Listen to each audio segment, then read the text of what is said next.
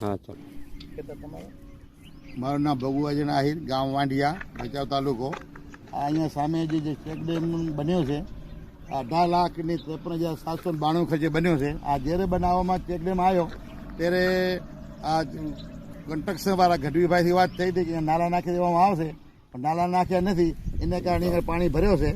આ તમે જોઈ શકો છો, અહીંયા કને પહેલાં જંગી જવાનો ગાડા માર્ગ અને પગ માર્ગ હતો, અને હાલમાં આ પાણી ભરાવાથી બંધ થઈ ગયો છે।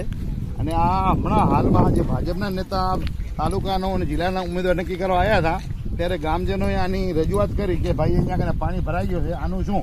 તો એ રજૂઆત કરવા માટે ભેરા થયા તો એના પહેલાં ભાજપવાળા ભાગી ગયા અને કીધું ભાઈ તમે 18,53,000 ખર્ચે બનાવ્યો છે, અને હવે આ અમે રજૂઆત કરવાથી ગામની પંચાયત આ ચેક ડેમને તોડી નાખ્યો છે, તો 18,53,792નો આ પાણી ભરાવાને કારણે 18,53,792નું પાણી થઈ ગયો છે। તો આનો જવાબદાર કોણ? ચેક ડેમ બનાવ્યા છતાં અમારે અહીંયા પાણી ભરાય છે, અમારે અહીંયાથી હલાવતો નથી। 18 લાખને ખર્ચે હલાવ્યો ત્યારે એને બોલી કરી હતી કે અમે અહીંયામાં નાલા નાખી દેશું, અને નાલા નાખી નથી દીધા। અમારા ખેતરમાં હાલવો કઈ રીતે અહીંયાથી? બધાનો માર્ગ બંધ થઈ ગયો, અને બધાના ખેતરનો રાજમાર્ગ બંધ થઈ ગયો। આ રાજમાર્ગ છે જૂનું, પહેલાં જંગી જાયનું માર્ગ છે, રાજમાર્ગ જૂનું માર્ગ છે, માર્ગ હાવ બંધ થઈ ગયો। હવે અમારા હલાવતો નહીં, કરે બેઠે બેઠે પાણી ભર્યો છે, નથી માણસ હાલી હંગતા, નથી વાહન હાલી હંગતો। અમારે ખેતરમાં જવું કઈ રીતે આમાં?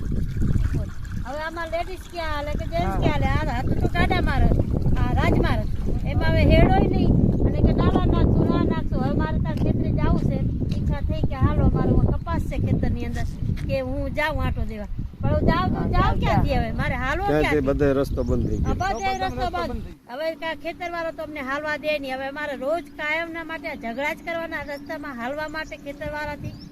બીજા કોઈ હાલવા ના દે। હાલ્યા ગયા, પણ અમારે મુસીબત બધા જ મારે ઝઘડા કરવાના।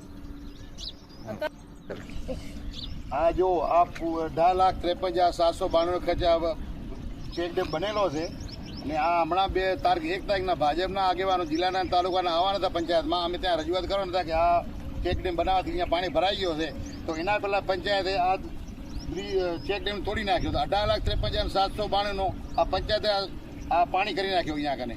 તો આનો જવાબદાર પ્રજાના પૈસાના છે, તો બીજા પ્રજાના પૈસાનો આવો ઉપયોગ થાય છે।